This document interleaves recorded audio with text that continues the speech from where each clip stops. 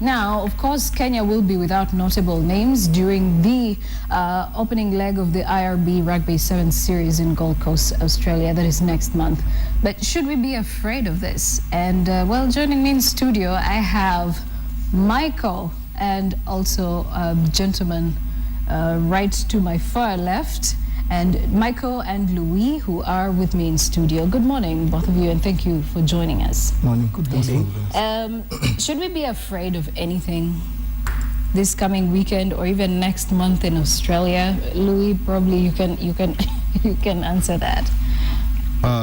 We should be afraid in one way or the other, because playing in the IRB requires guys who are experienced.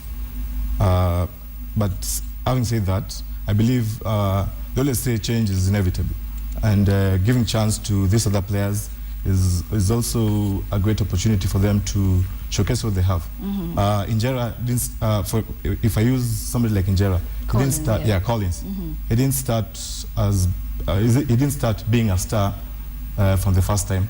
It took time, a lot of commitment, a lot of game exposure. And I believe anybody given the chance, we've had very good players during the local league, and anybody given the chance to represent will have to give his best. But that said, it won't be easy. Right. Michael, what do you think is going on? Where are we seeing, notable names missing out of these important games? Well, as Louis says, there has to be change, and this is probably just as a result of the change. That is why we're seeing the notable names out.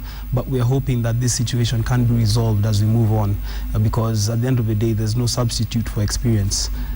But in the same breath, maybe just to continue, it's good to see the younger players, those who excelled during the just concluded 7 series, also getting a call-up from the coach. All right. Do we still have 2 teams? We now have 3 teams at the Safaricom Sevens. We have Shujaa, which is the main Kenya team. We have Morans, and then we have a select side called Simba Saba. Right.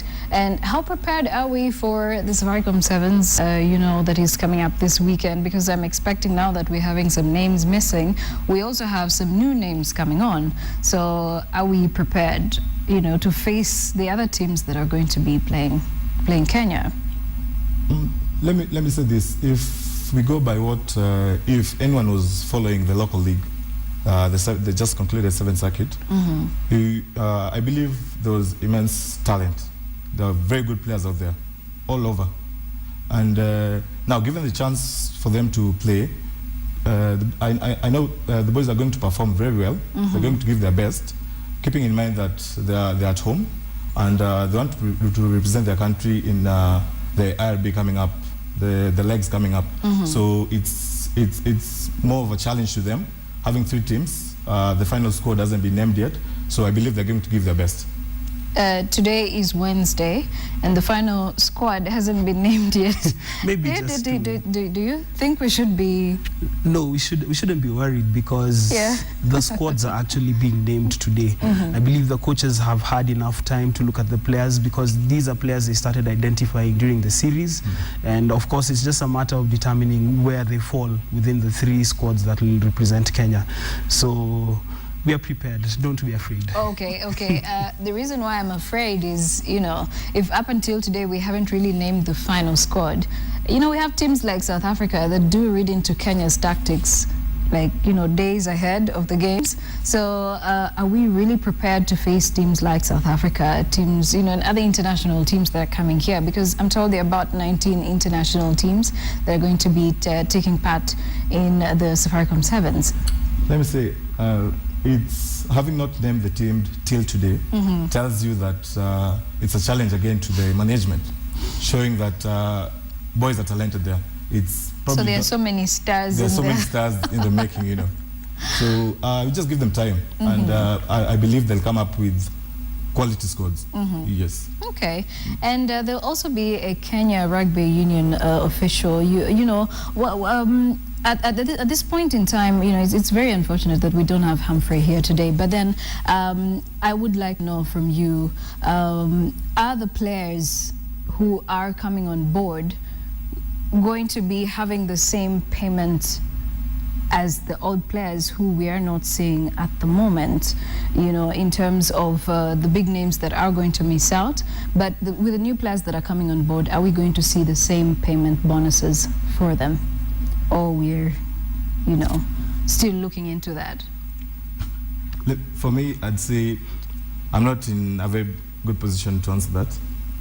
That's basically Kenya Rugby Union and the management, and they're the ones who decide players' contracts and stuff like that. Right. Yes. Okay, and in case you're watching us and you have any questions for Louis and Michael, you remember you can use hashtag Morning Express KTN and we'll be able to share those questions with them. And, you know, we are looking at what exactly is it going to take for us as Kenya or as the Kenya team to even perform better? Because aside from all the politics that's going on, you know, with the team and the names missing out, how do you think we can actually make it when we go to Australia, that is next month? Michael? Well, I think also belief is key, because whoever is selected to wear the shirt at the end of the day is a representative of the Kenya squad. The reason I say this is I'd probably look at a scenario where we had these other players available for selection, but for one reason or another couldn't travel, say because of injury or illness. So whoever is called upon on the day must rise to the occasion. So based on that, I think we just have to soldier on. Right.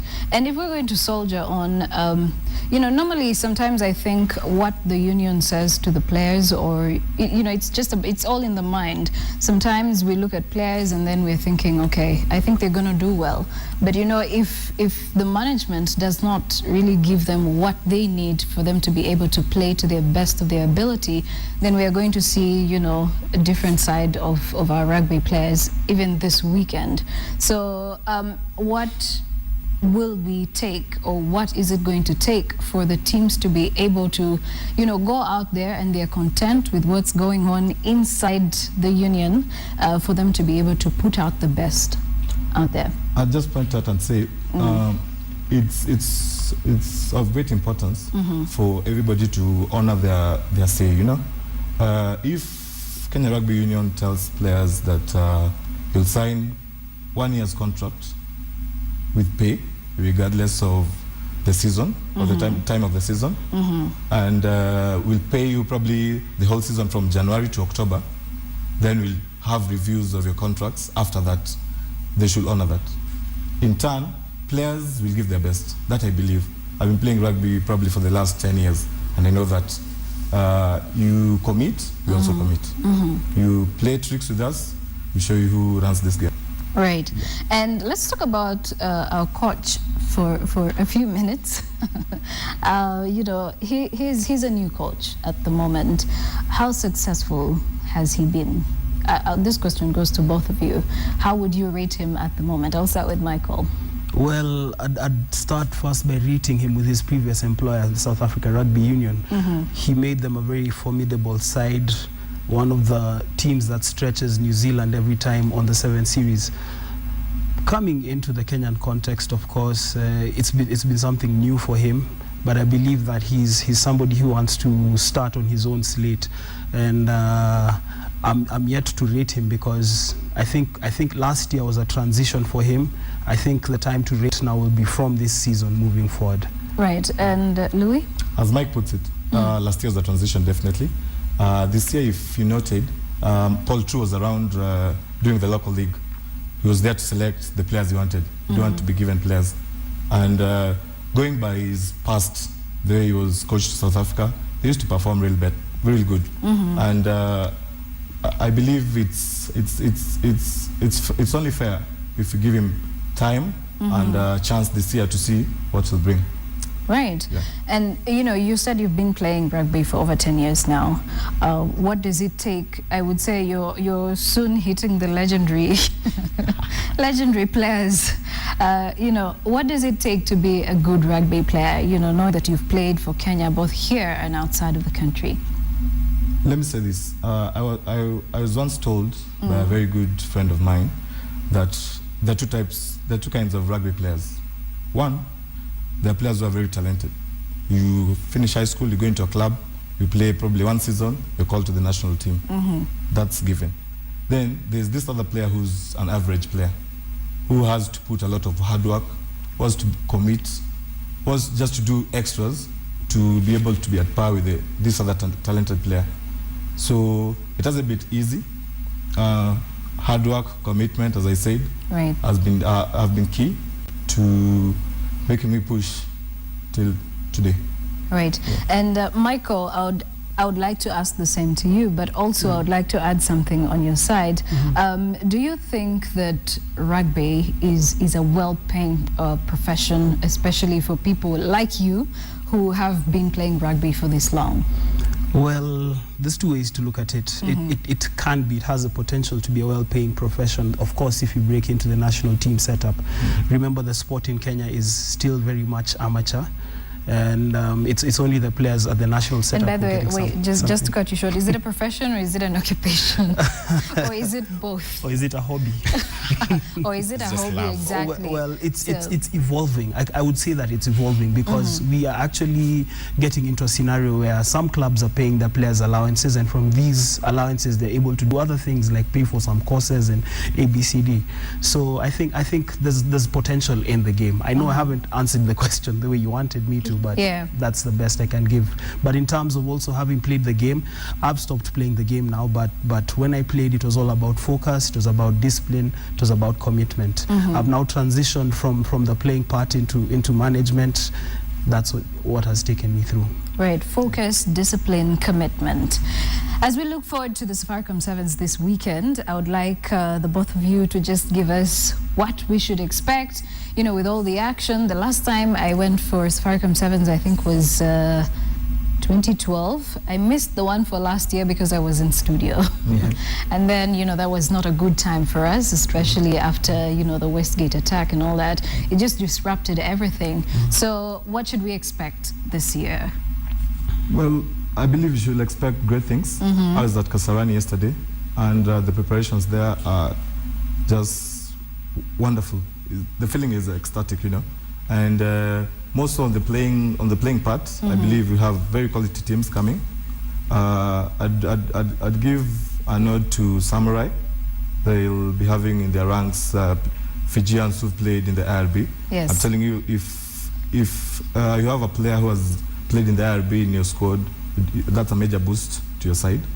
And I believe guys should come out there and witness for themselves. Yes. All right, and Michael, what should we expect this Saturday?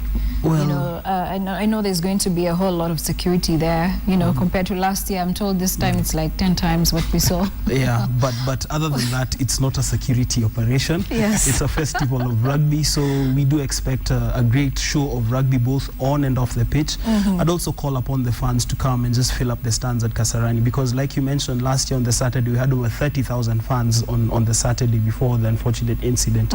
So if we can just build on that spirit, if we can rally our teams, because the Kenya teams, once they play with the home ground support, they become something else. So just based on that, it's going to be something great. All right, so that's going to be at Kasarani. How much are we paying to get in there? Well, the tickets on Friday, we have the lower decks, which is 200 shillings. The upper decks will be, I beg your pardon, it's the other way around. The upper decks will be 200 shillings, the lower decks 500, and the VIP will be 1,000. On Saturday and Sunday, the upper decks will be 500, the lower decks will be 1,000, the VIP will be 2,000. We also have season tickets. Season tickets go for 1,000 for the upper decks, 2,000 for the lower decks, and 4,000 for the VIP. 4,000 for the VIP. So, well, make your way to Kasarani this weekend and just be a part of that supporting team for Team Kenya. And Louis Kisia, who is a player, you're going to be playing this weekend, aren't you? You're not, fortunately.